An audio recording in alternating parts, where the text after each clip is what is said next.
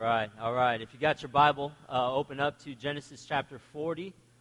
Good morning. How's everybody doing? Good. Hey, there should be a whole lot of happy Cubs fans in the room, right? And where are my Sox fans at? Okay. Yeah, we're still happy, right? I mean, listen, Cubs fans, we're really happy for you. It might be your year. I know you've been saying that for a while now, but it's looking more and more true. And so, Sox, man, we didn't make it this year. That's okay. There's always next year, and there's always 2005 that we could rub in their face, right? So it's good. But I wanted you to know this morning that I can't think of a better theme for this morning than when we think about our beloved sports teams. We're going to be talking about suffering this morning. And the difficulty that we often face in life in painful seasons. We've been walking through the book of Genesis verse by verse and chapter by chapter, and what we've been seeing is God's amazing grace being poured out on undeserving people. And we've seen time and time again that as God's plan has been working, that it hasn't worked without resistance. That even the people that God has chosen to use and to work with tend to fail Him and to find themselves in some of the most difficult positions.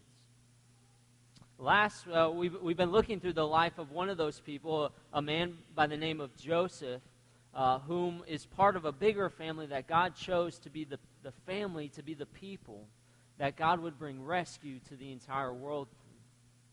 You know, we know the end of the story, that one day Jesus would come through this family. But this is kind of the story behind the story. The very beginning of hey, how did we get into this mess in the first place? Have you ever wondered that? You look around at life and you say, like, how did I end up in this mess? How did I end up here? What happened that landed me in this situation, in this time? And we're seeing that happen in Joseph's life. This is a guy who was favored by his father. Things seemed to be going well. He had 11 brothers and a sister. His brothers hated him. And so they decided to get rid of him, and they sold him into slavery, and he ended up down in Egypt, and he ended up in a guy named Potiphar's house, and that seemed to be a sort of a twist of fate. He was a slave, but he was a slave to one of the most powerful men in all of Egypt. And we left off where Joseph found himself betrayed, falsely accused, and it landed him in prison. Prison doesn't quite seem to be the place where God works, at least in our mindset. But what we saw last week was even in the most painful, difficult seasons of our lives, even maybe in a pit, that God is with us. And we saw last week how God's providence, God's working of all things, good and bad in your life, how that assures us of God's presence through all. And what we're going to see in Genesis chapter 40 and 41, we got 2 chapters this morning, so I hope you brought a blanket and a snack, because we're going to get through it, I promise. But we got a lot to cover. What we're going to see this morning, though, is not only does God's providence, His working of all things, both good and bad, assure us of His presence in all things, but we're going to see God's providence prepare us to persevere in all trials. Let me make that a little bit more down to earth, I guess. In other words, knowing that God is in control of all things, that God is working at all times, both in the good and bad in our life, that prepares us when things go wrong. That when things go wrong, we can be sure that God is still at work and God has not given up. And we're going to see that true in Joseph's life, and we're going to see that true in ours. So let me just set this up for you. If you've ever been in a place in your life, where you thought, God, I don't know what you're doing, but I don't know if I could go on much longer. If you've ever thought in your life, God, I don't know what you're doing, but this hurts. God, I don't know what you're up to, but I'm on the verge of giving up. And listen to me, if you've ever said that or thought that, or maybe you've thought that this morning and that's why you're here, you and I need Genesis chapter 40 and 41. We need God's word, and we need God's assurance. And so let's see in the life of Joseph how God's providence works to persevere Joseph through all that he faces. Genesis chapter 40, verse 1 begins this way. Sometime after this. Yeah, that's just kind of a summary statement to say after everything Joseph's been through in his life. Okay, where is Joseph right now in Genesis chapter 40? Do you know? He's in the pit. He's in a prison. God's servant is in a prison. And this isn't Martha Stewart prison. This isn't Charlie Sheen prison. This is a bad spot to be in. He's in the jail. We were told last time, Genesis 37, verse 20, that he's in a prison of the king of Egypt, Pharaoh, in his prison with his prisoners. So sometime after Joseph was put in jail, the cupbearer of the king of Egypt and his baker committed an offense against their lord, the king of Egypt. That's Pharaoh. And Pharaoh was angry with his two officers, the chief cupbearer and the chief baker, and he put them in custody in the house of the captain of the guard, in the prison where Joseph was confined. And the captain of the guard appointed Joseph to be with them, and he attended them, and they continued for some time in custody. All right, so Joseph lands himself in jail because he was falsely accused by his boss's wife.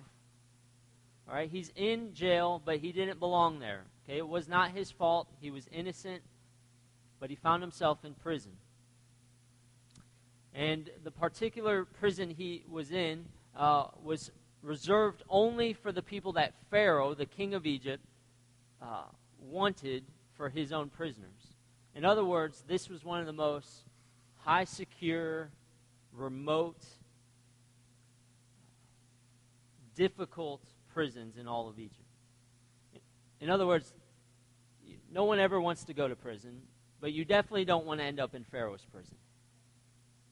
But Joseph found himself there, and sometime after Joseph was in jail, two other men end up in prison.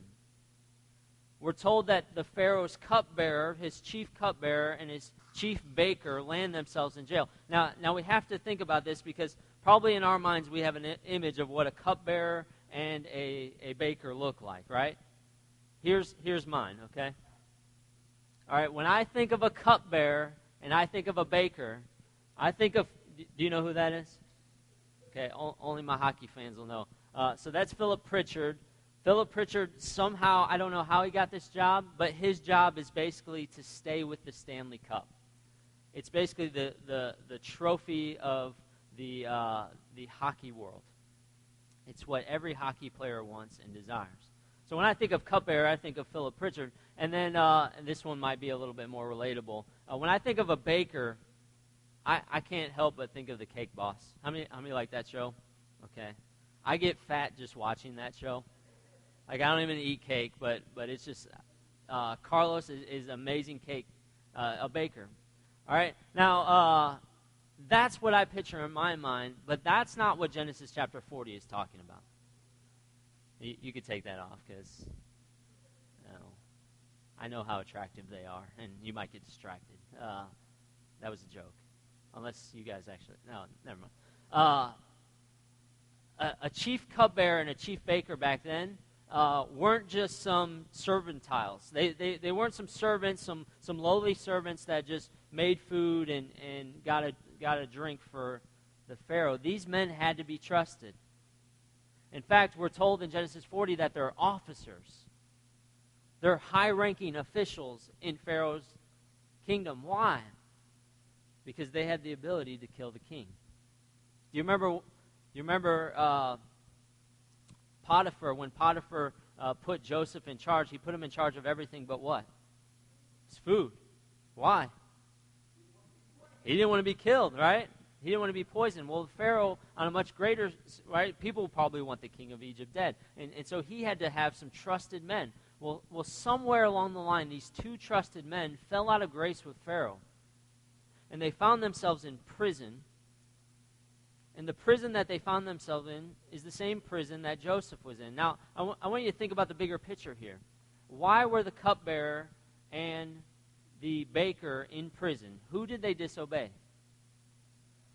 Pharaoh, their master. Listen to me. The cupbearer and the baker were in prison because they disobeyed their master. Why was Joseph in prison? Joseph obeyed his master and found himself in prison. Listen to me. No matter what you're going through in your life, no matter the choices you've made in your life, the reality is suffering comes to all people. Painful seasons, painful times, they come to all people. People who are innocent, people who are guilty. And that should cause us to ask some questions and to look for some hope. Now, it's interesting what happens next. These men, they all end up in the same prison, and the warden of the prison appoints Joseph to care for these two men in prison. It's interesting that even in prison, even in Joseph's own suffering, he becomes responsible to care for the needs of others. Now, I don't know about you, but when I'm suffering, I don't really care about anybody else. Can we just be honest about that? It's church, right? Can we be real with each other for a second? When you're going through a painful time, can we just be honest that it's difficult to care about other people? Let's just make it a little bit more real. Think about in your mind, think about the last time you were really, really sick. Okay, for some of you, maybe it wasn't that long ago. Think about the last time when you were really, really sick.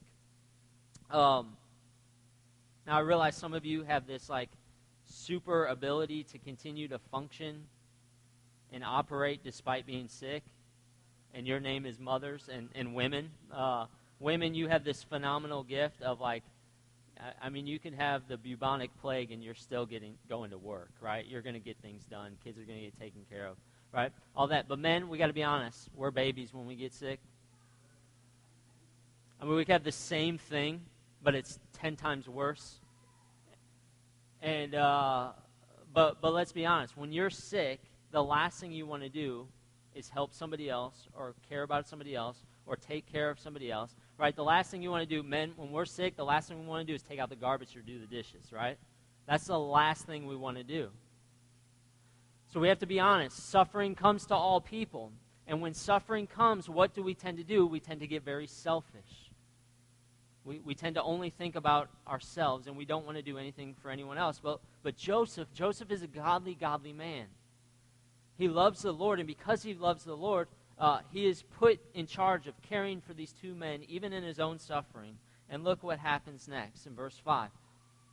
Now, one night, they both dreamed a dream. All right, so the cupbearer and the baker, they both have a dream. And you'll remember in Genesis, dreams are really important. They were one way that God communicated with people. And the word, this is really interesting, the word dream shows up 29 times in the book of Genesis. But 22 of those times happen in Genesis 40 and 41. So dreams are really important in the book of Genesis, and they're really important to chapter 40 and 41. Now the cupbearer and the baker, this is verse 5, had a dream, and they were confined in the prison. Each had his own dream, and each dream with its own interpretation. In other words, they have a dream, and they wake up, and they're both like, whoa, what did that mean? You ever had that happen? You go to sleep, you have a weird, freaky dream, you wake up, and you're like, whoa, what was that about? Well, they wake up, and they're wondering what happened. And when Joseph came to them in the morning, he saw that they were troubled. Saw that they were troubled. Now, it might be easy to read past that, but think about that. Where are they? Prison. Do you think they were troubled? Yes. Joseph took the time to notice these men. Even in his own suffering, he took the time to notice the sufferings of others. I love what Charles Spurgeon said about this verse right here. He said, "What is fitting for a prison is even more so in a family." That in suffering we ought to look out for others. Verse 7. So he asked Pharaoh's officials who were with him in custody in his master's house, "Why are your faces downcast today?" In other words, what's wrong? And they said to him, "We have had dreams, and there's no one to interpret them. We don't know what they mean." And Joseph said to them, "Do not interpretations belong to God? Please tell them to me." Now, this is interesting, right? In Joseph's suffering, he's obeyed God. It's landed him in prison. And the overhanging question that we've been left with is, how is Joseph's faith in God? Joseph obeyed God, and it landed him in jail. And up to this point, we haven't been told whether Joseph continued believing in God or whether he gave up on him. But here we see that even in prison, Joseph's faith was still in God. His faith was in God, and he was allowing God to use him to serve other people even in his own suffering, right? Because who else had a dream? Do you remember who else had a dream in the book of Genesis? Joseph, right? Joseph had a dream, and he had a dream that he would one day rule over his entire family. And in fact, it was him sharing that dream with other people that landed him in Egypt and landed him in prison. And so Joseph gets wind that these guys have had a dream. And if we're honest, Joseph very easily could have been like, I had a dream once too. But they mean nothing. Right? God told me I was going to reign over my brothers and my family, but here I am in prison. What does God know? Right? It would be very easy for Joseph to, again, turn in selfishly, but that's not what he says. Joseph says to them, you've had a dream. Well, dreams, they come from God. And I know God. You don't know God, but I know God. Tell them to me. I'll ask him, and maybe he'll tell you what they're about. And so they do. Verse 9, so the chief cupbearer told his dream to Joseph and said to him, well, in my dream there was a vine before me, and on the vine there were 3 branches. As soon as it budded, it blossomed shot forth, and the clusters ripened into grapes. Pharaoh's cup was in my hand, and I took the grapes and pressed them into Pharaoh's cup and placed the cup into Pharaoh's hand. Then Joseph said to him, this is the interpretation. Here's what your dream means. The 3 branches are 3 days. And in 3 days, Pharaoh will lift up your head. All right, now remember that phrase because it's really important. And restore you to your office, and you shall place Pharaoh's cup in his hand as formerly, when you were his cupbearer. Only remember me when it is well with you, and please do me the kindness to mention me to Pharaoh, and so get me out of this house. For I was indeed stolen out of the land of the Hebrews, and here also I have done nothing that they should put me into the pit. All right, here's what Joseph says to him. Listen, this is what this means. Pharaoh is going to find out that you are the good guy. He's going to find out that you don't belong here. And in 3 days from now, he will restore you back to your position. But just know this. I'm helping you out, and I'm in here unjustly. I was unfairly accused, and I'm not even supposed to be in Egypt right now. So if you could just do me a solid, and when you get out, and when things go well, can you just, mention me to Pharaoh? Now, a lot of scholars, they give Joseph a hard time, and they say Joseph is acting in unbelief here. But I don't think that's consistent with how Joseph acts throughout this entire story. Joseph's faith is not in the chief cupbearer. Joseph's faith is not even in Pharaoh. Joseph's faith is in God that he is going to get him out of jail. And so Joseph takes a shot and just says, hey, when things go well with you, just don't forget me, please. It's interesting that God doesn't always give us the details of his plan, but he does give the promise of his plan. Joseph doesn't know how God is going to get him out of prison. He just knows that God is going to. And Joseph's trust is in the promise of God and not the details. Now, can we get real with each other? How many times have we begged God for the details before we believed his promise? God, I'll obey you, but you just got to let me know how this is going to work out. God, I'll endure this painful thing that you're allowing, but you got to show me something to tell me this is worth it. See, Joseph doesn't need the details. He just has the promise of God that God will get him out of prison. So, verse 16, I love this part of the story. When the chief baker saw that the interpretation was favorable, right? Well, that sounds good. I wonder what my dream means, right? He goes to Joseph and he says, I also had a dream. And I love it. He doesn't even ask Joseph because he just starts telling him the dream. He said, there were 3 cake baskets on my head, and in the uppermost basket there were all sorts of baked food for Pharaoh. Right, Hostess cupcakes, right, delicious treats, cheesecake, all kinds of good things. And I'm carrying them on my head, and I'm bringing them to Pharaoh.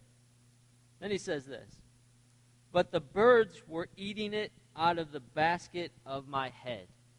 You guys ever have like a scary dream before? That'd be pretty frightening, right? What does it mean? I mean, the cupbearer took the cup to Pharaoh. I'm bringing him cake and delicious treats, but there's birds, right? Like an Alfred Hitchcock movie, right? What does that mean? What's the good interpretation, Joseph?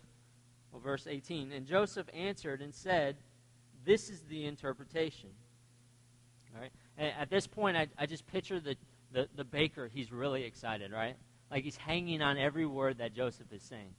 And so Joseph's like, here's what it means. And the chief baker's like, yeah, what does it mean? What does it mean? And Joseph says, well, the 3 baskets are 3 days. Okay? Just like the cupbearer. And the baker's like, yeah, 3 days, got it. And in 3 days, Pharaoh will lift up your head. And the baker's like, yes, okay, yes. And then Joseph says, he will lift up your head from you and hang you on a tree, and the birds will eat the flesh from you. And at this point, the chief baker is saying, are you sure? Are you sure? Because his was better. And I think I want his. Now, I'm not sure if you guys remember this. How many of you were here when we went through Esther, the book of Esther? Okay. Wow, there's a lot of you that you've joined us since then. When we went through the book of Esther, there was a climactic scene in the book of Esther. And this is true even in Egypt, where if you were going to be presented to the king, what you would do is you would walk into his royal throne room. You would step up within 15 feet of the king, okay? And at about 15 feet before the king, you would bow down before the king. Now, what's really interesting about this, it was true in Esther and it's true in Egypt, was 2 things would happen at that point. You would bow down and the king would lift up your head physically, would walk over and lift up your head, or the executioner standing at both of your side would lift your head for you. Now, here's the thing. You go into the king's court and you don't know which one you're getting. And it's interesting that Joseph, when he gives the interpretations, he tells both men that he will lift up the head, and in the Hebrew it's the same word, but it has 2 very different meanings.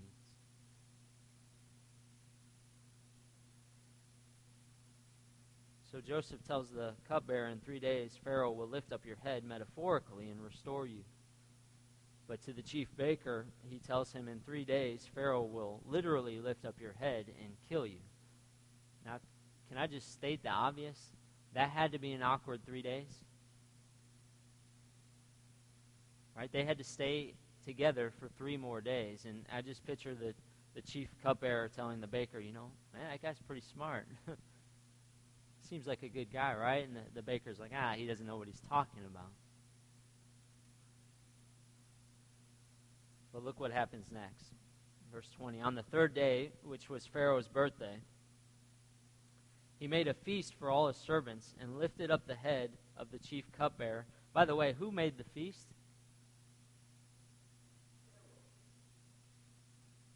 Pharaoh's baker was still responsible and would have made the feast. But for Pharaoh's birthday, he made a feast for all his servants and lifted up the head of the chief cupbearer and the head of the chief baker among his servants. He restored the chief cupbearer to his position, and he placed the cup in Pharaoh's hand, but he hanged the chief baker, just as Joseph had interpreted to them. So the cupbearer is restored, the chief baker is killed, and Joseph called it, did he not? This is exactly what Joseph said would happen. Now, what is supposed to happen next? Joseph said, you will be restored, and then I need you to present me to Pharaoh. But look what happens in verse 23. Yet the chief cupbearer did not remember Joseph, but forgot him. That's a tragic verse, right? I mean, have you ever forgotten something? All right, have you ever, maybe you forgot your keys at home. Maybe you forgot your wallet in the car. Maybe you even forgot somebody's birthday. All right, that's rough. It's rough when you forget things, right? But let me ask you, have you ever been forgotten? It's much more painful, right? When somebody forgets about you. See, Joseph was forgotten, and he wasn't just forgotten for a short time. Look at verse 1 of chapter 41. After 2 whole years. All right, how long has it been? 2 years that Joseph was forgotten. 2 more years of suffering in prison. Now, we're not told this yet, but Joseph has now been enslaved and imprisoned for now 13 years. I wonder how many of us give up on God after 13 minutes of suffering. But 13 years, after 13 years, he was forgotten. 2 whole years of being forgotten, 13 whole years of suffering. And after 2 years of being in prison and the cupbearer was restored, Pharaoh dreamed that he was standing by the Nile River. And behold, there came up out of the Nile 7 cows, attractive and plump, and they fed in the reed grass. And behold, 7 other cows, ugly and thin, came up out of the Nile after them, and stood by the other cows on the bank of the Nile. And the ugly, thin cows ate up the 7 attractive, plump cows, and Pharaoh awoke. Now, let me just guess. I'm imagining none of you have ever had this kind of dream. But that's pretty messed up, right? Pharaoh wakes up in verse 5, and he fell asleep and dreamed a second time. And behold, 7 ears of grain, plump and good, were growing on one stalk. And behold, after them sprouted 7 ears, thin and blighted by the east wind. And the thin ears swallowed up the 7 plump, full ears. And Pharaoh awoke, and behold, it was a dream. So in the morning his spirit was troubled, and he sent and called for all the magicians of Egypt and all the wise men. All right, these were... So Pharaoh wakes up and he calls the wise men. These guys were the smartest men in Egypt. All right, they're the Bill Gates, the Stephen Hawking, the Albert Einstein, the most brilliant minds. And he brings them into the room. And their job, they have one job, which is basically to answer. They were the Google for Pharaoh. Okay, they were there to answer any question that he had, big or small. And so Pharaoh told them his dreams, and I love this, but none of them can interpret them to Pharaoh. I love that. It'd be like you calling Bill Gates to ask him a computer question, and he tells you, man, I don't know, I'm stumped. The smartest men in all of Egypt can't answer Pharaoh. But look what happens next, verse 9. Then the chief cupbearer said to Pharaoh, I love this because he's like, oh man, oh, my bad, Joe, right? Pharaoh, verse 9, I remember my offense today. When Pharaoh was angry with his servants and put me and the chief baker, Pharaoh, do you remember the chief baker? You remember him, right? Remember when you were mad at us? And we were in custody in the house of the captain of the guard? Well, we dreamed on the same night, he and I, each having a dream with its own interpretation. And a young Hebrew was there with us, a servant of the captain of the guard. And when we told him, he interpreted our dreams to us, giving an interpretation to each man according to his dream. And as he interpreted to us, so it came about. And I was restored to my office, and the baker was hanged. Then Pharaoh sent and called Joseph, and they quickly brought him out of the pit. And when they brought him out of the pit, he shaved himself. What a tragic verse. Egyptians, they were clean shaven. In fact, they shaved all their body hair, including their eyebrows and everything. Men, do you hate shaving? I hate shaving, obviously. Me and Wayne. These guys shaved everything. Now the Hebrews, they didn't. They grew out their beard, and so Joseph, he's been in prison some time. He has a nice, awesome beard, but he shaves before he goes into the presence. He also changes his clothes, and he came before Pharaoh. And Pharaoh said to Joseph, I have had a dream, and there's no one who can interpret it. I have heard it said of you, when you hear a dream, you can actually interpret it. All right, Pharaoh says to Joseph, I heard you're the go-to guy when it comes to dreams, that you know what they mean. Now, here, Joseph's answer is tremendously important. Verse 16. Joseph answered Pharaoh, it is not in me.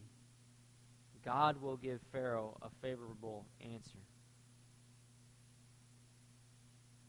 I want you to think about that for a moment. Joseph's been in prison. He's been enslaved now for 13 years. The one man who can change his circumstances asks him for a favor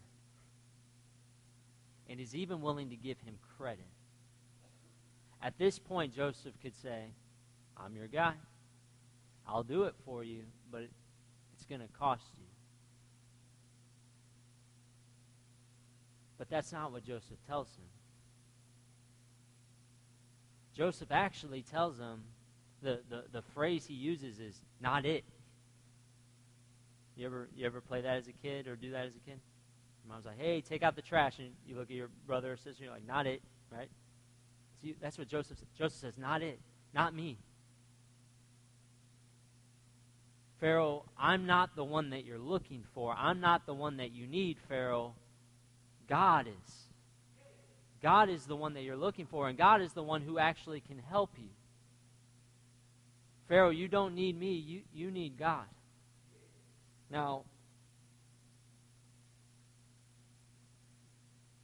Joseph could have easily looked for the out in his suffering, but he didn't. In fact, Pharaoh believed himself to be divine. He was the most powerful man in Egypt, and all the Egyptians considered Pharaoh to be God, and yet Joseph tells the God that he actually needs God. Let me ask you, because I think this is a very relevant and pointed question that I struggle with. In your suffering, when you're going through a painful time in your life, do you point others to God? If I'm honest with you, I think I point people to my problem. When I'm going through a difficult time, I'm experiencing pain, I complain about it. I whine about it. I point people to the problem and not the hope and the solution. Joseph points to God, and I have to believe that he's honest about the hurt, though. I believe Joseph said, you know what, Pharaoh, this hurts, but ultimately it's God who you're looking for, and it's God who is good and it's God who you need. Now Pharaoh must have believed him and believed in sincerity, because look at verse 17. Then Pharaoh said to Joseph, behold, in my dream I was standing on the banks of the Nile. And we don't have to repeat it because we saw this, but basically the 7 cows, the 7 skinny cows ate up the 7 fat cows, and the 7 skinny ears ate up the one big fat good stock. And he says, what in the world is going on? I've called the magicians, I've called the wise people. And Joseph said to him, verse 25, Pharaoh, the dreams of Pharaoh are one. You've had 2 dreams, Pharaoh, but they both mean the same thing. And God has revealed to you what he is about to do. Pharaoh, do you know who's in charge? Who's in charge? Who has revealed what he is about to do? God. Church family, is God only in charge of the church? Is God only in charge of Christian religious things? Is God only in charge of the good things? No, God is in charge of everything. And the 7 good cows are 7 years, and the 7 good ears are 7 years. The dreams are one. The 7 lean and ugly cows that came up after them are 7 years, and the 7 empty, blighted by the east wind are also 7 years of famine. It is as I told Pharaoh. God has shown to Pharaoh what he is about to do. There will come 7 years of great and plenty throughout all of the land of Egypt. But after them there will arise 7 years of famine, and all the plenty will be forgotten in the land of Egypt. The famine will consume the land, and the plenty will be unknown in the land by reason of the famine that will follow. For it will be very severe. And the doubling of Pharaoh's dream means that the thing is fixed by God, and God will shortly bring it about. All right, so he reveals the interpretation. This is what your dream means, and he repeats 3 things. He repeats the timing, he repeats the situation, and he repeats the purpose. 7 years of prosperity will come. There'll be plenty of food. No one will be in need, because God will bless this land. But after the 7 years of plenty, there will be 7 more years of famine. No food.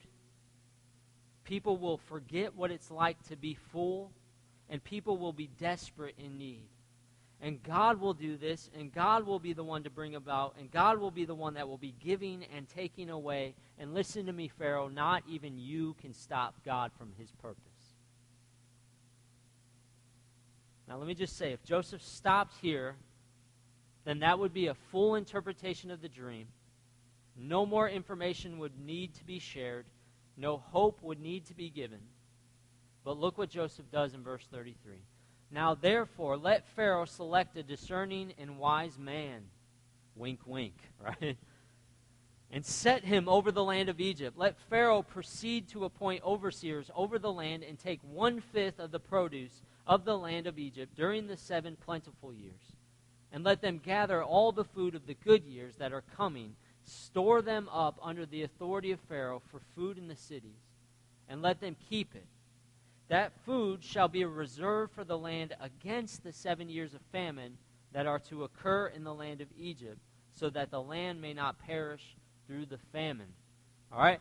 7 good years, let's store up some food for the 7 bad years. All right? I realize some of you have to function like this because of the way that your work is. Some of you guys work seasonal work. Some of you guys work contract work, where you have to figure out, hey, I need to store up money when I do have a job, for if I lose this job, I need to be okay, right? You guys get this concept. For those of us that are moochers, we don't, right? We're like, okay, I'll buy a PlayStation, and when I don't have a job, I'll call mom and dad, right? That's some of our plans, right? But if you're wise and discerning, then you store up in the good time in case the bad comes. This is wisdom on Joseph's part, because God told him to do this. Now Joseph, again, is suffering in jail. And even in his suffering, who does he care about? Even in the foreign land, who does he care about? Joseph cares about Pharaoh. He cares about Potiphar. He even cares about Potiphar's family, his wife, his betrayers, the people that imprisoned him. Joseph cares for others, even in his own suffering.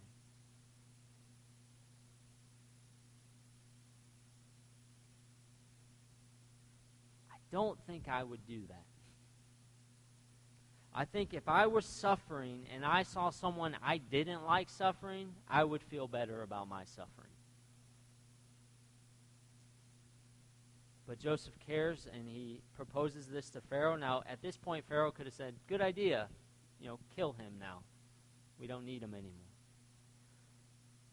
But this proposal, verse 37, pleased Pharaoh and all his servants. And Pharaoh said to his servants, can we find a man like this in whom the Spirit of God, let me say that again. And Pharaoh said to his servants, can we find a man like this in whom is the Spirit of God? Even the unbeliever recognizes God's presence in the life of the believer.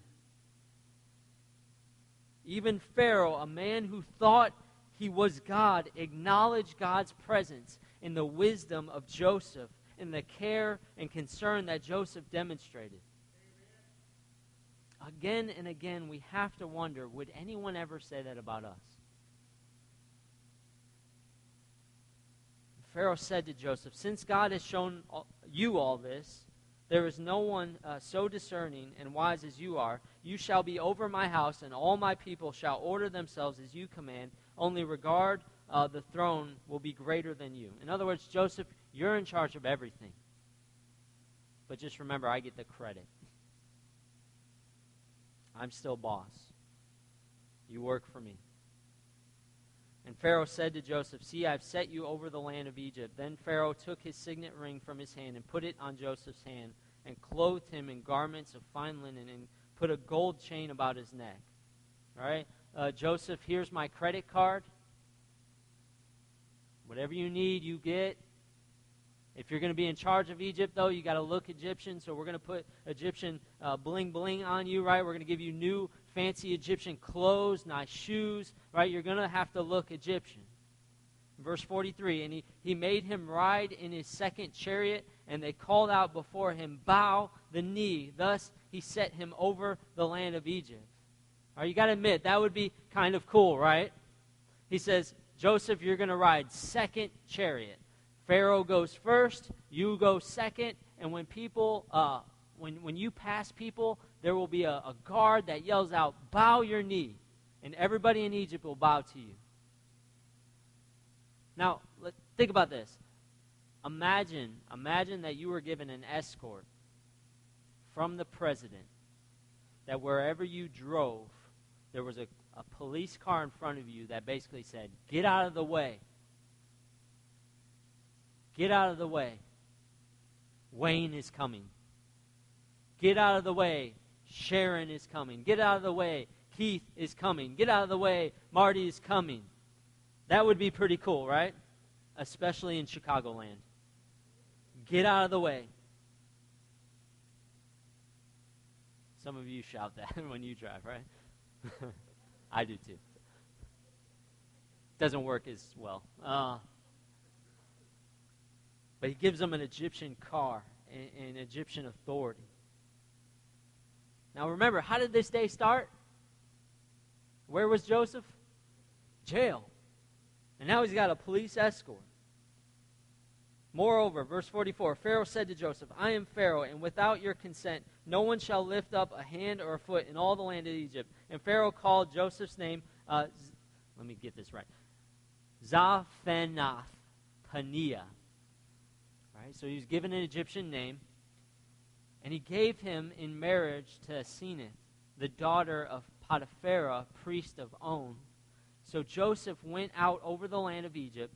Joseph was 30 years old when he entered the service of Pharaoh, king of Egypt. And Joseph went out from the presence of Pharaoh and went through all the land of Egypt. And during the 7 plentiful years on the earth produced it abundantly. And he gathered up all the food of the 7 years which occurred in the land of Egypt, and he put food in the cities. Joseph has saved Egypt.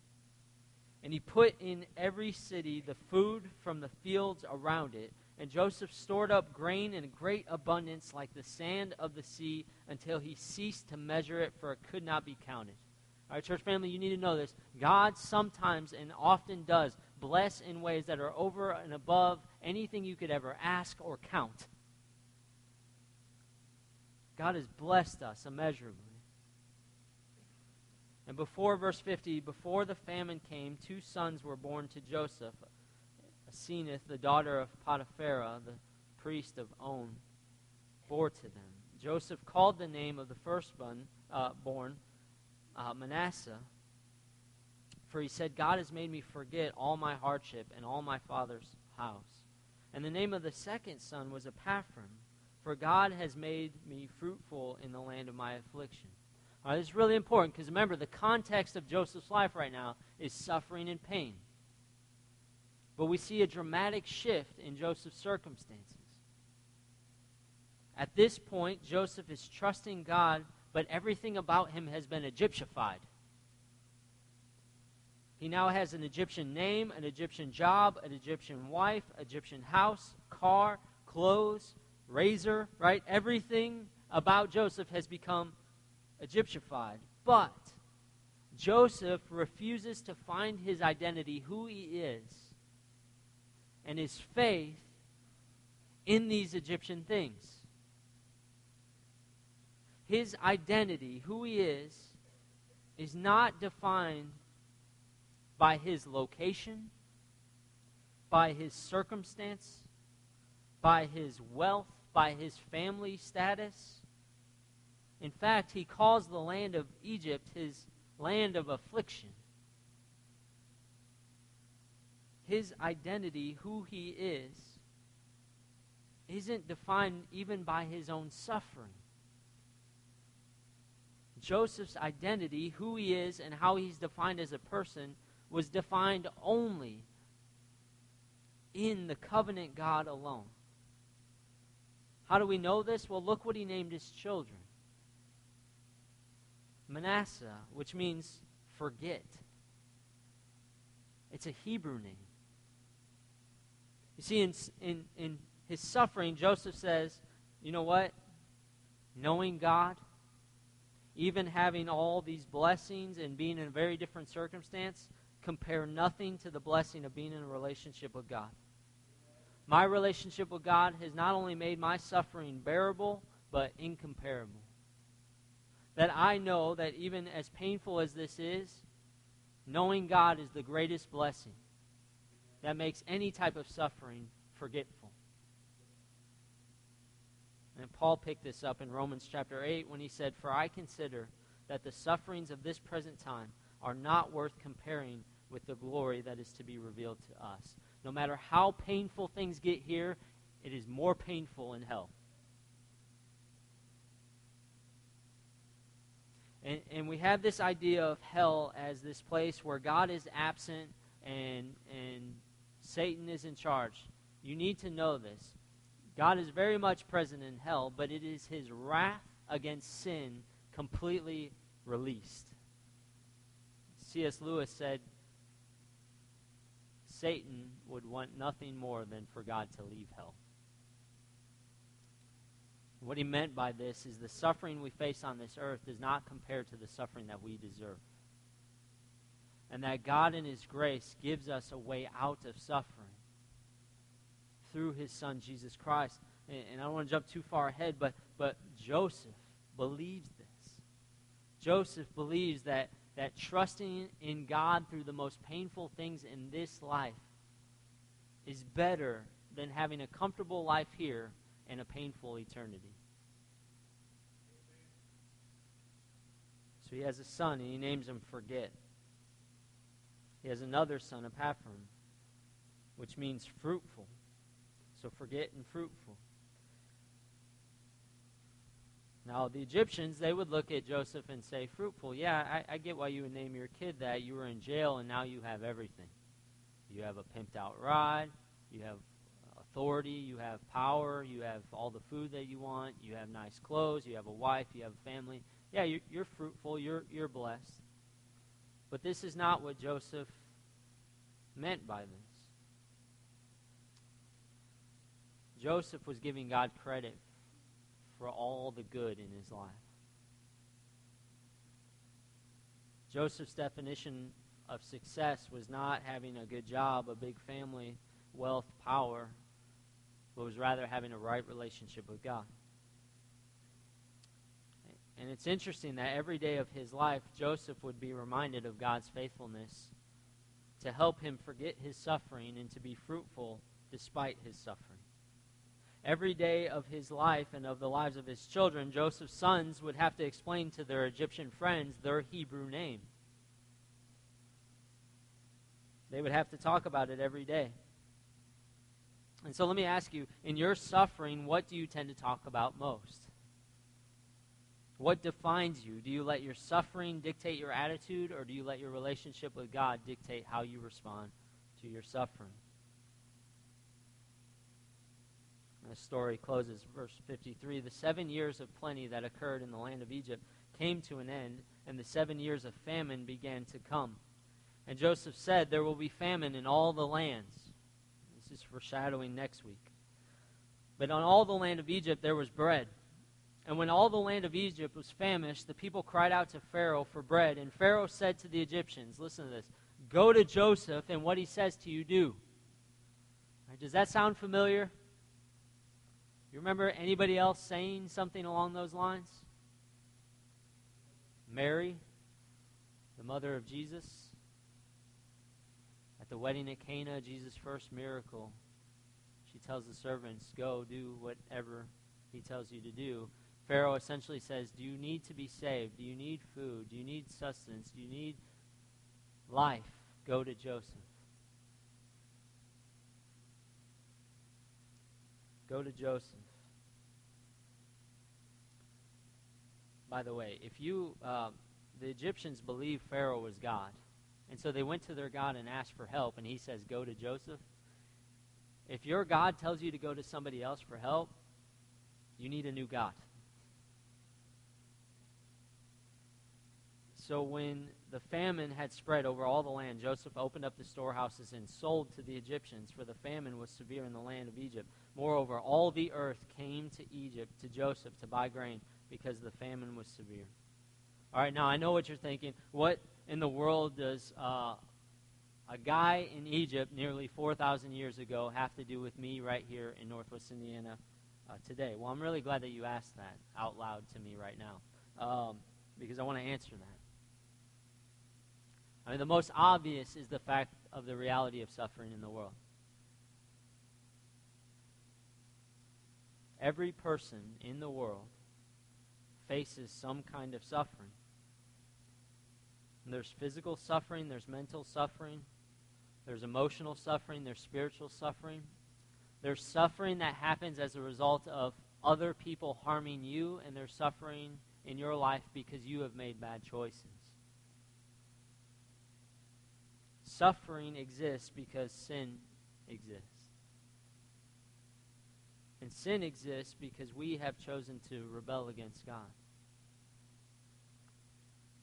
And I say that to say that you need to know that you and I, we're going to suffer in this life. It's a painful reality that you and I need to face. Whether you're a Christian or not a Christian, whether you believe in God or you do not believe in God, you are going to face suffering in this world. It's a reality. But it's a reality that God uses to show us that He is up to something greater. And I think of Psalm 34, verse 18, that says, God is near to the brokenhearted. Psalm 147, verse 3 says that God will heal up the wounds of the brokenhearted. We are very much aware of our suffering. But are you aware of the God who loves you? Who's willing to comfort you, sustain you, and prepare you in the suffering for what He is about to do in your life? See, Joseph knew this, and Joseph trusted God. And Joseph knew that there's no garbage in his life that God could not use. Joseph knew that God never stops working. He never stops reigning. He never stops working all things for his glory and for our good. Joseph believed in the providence of God. And we have to see the providence of God here. You see, Joseph would have never rescued Egypt or the surrounding lands if he had not first risen to power. You tracking with me? If Joseph did not interpret Pharaoh's dreams, Egypt would not have been saved. And he would have never interpreted Pharaoh's dreams unless he had first been introduced to Pharaoh's cupbearer and baker and interpreted their dreams. And Joseph would have never known Pharaoh's cupbearer and his baker unless he met them in prison. Joseph would have never met them in prison if Potiphar's wife had not first falsely accused him. Joseph would have never been falsely accused if he had never been in Potiphar's house. And he would have never been in Potiphar's house if he had not been first sold into it by the Ishmaelites. And Joseph would have never been with the Ishmaelites unless his brothers first threw him in a pit.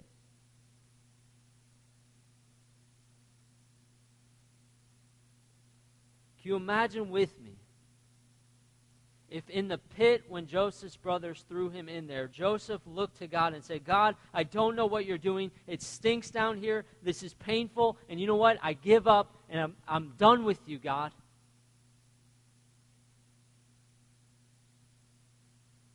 You must not be with me. You must not be working. You're definitely not good, and maybe you're not even real.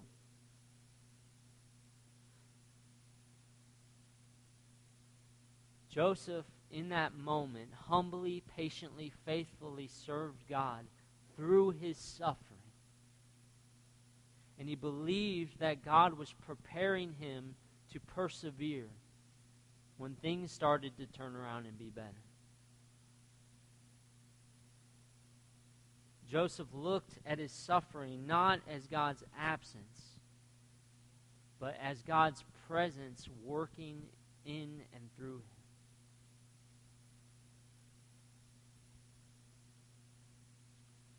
I wonder how many of you are going through a painful season in your life, maybe right now, and you're questioning God because of the pain that you're going through.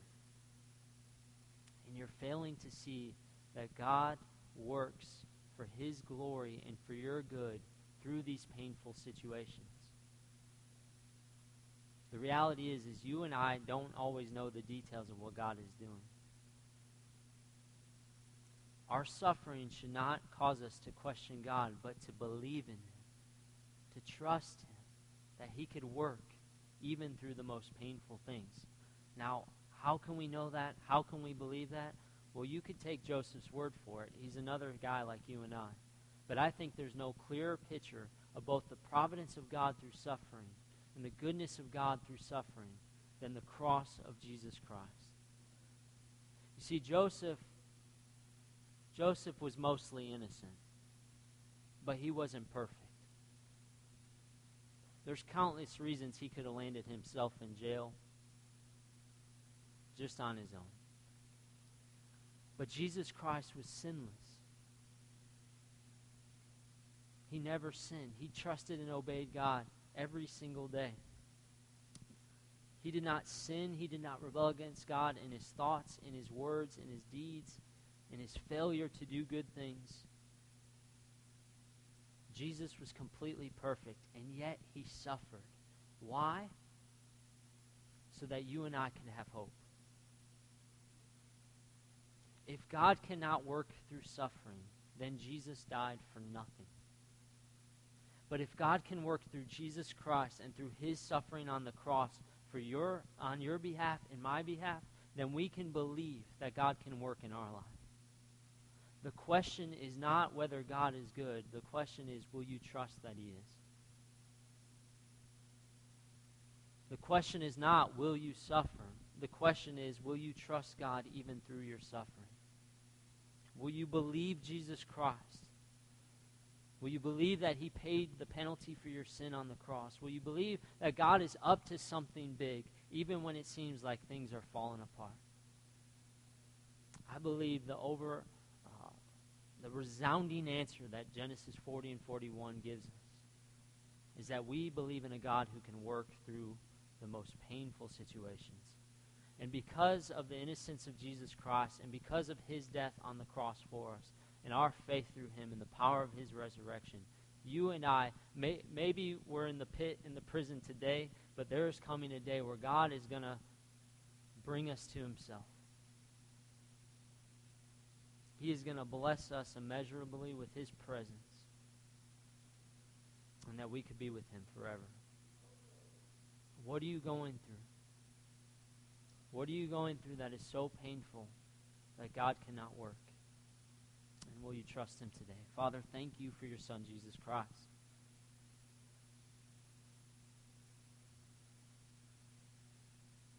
Thank you that we can look to your Son, Jesus, and see the epitome of suffering, true suffering, the suffering of an innocent person, the Son of God, who took on our suffering, so that those of us who would trust him would not only endure today in the sufferings that we go through, but God, that you've given us a hope of eternity where there will be no more tears, no more pain, no more sorrow. God, give us the humility, give us the patience. We confess to you that so often when we suffer, when we go through painful things, God, we're not thinking about anyone else but ourselves. God, we're not looking at how big you are. We look at how big our problems are. God, so often I confess to you, I pray for a change of circumstance rather than an opportunity to serve.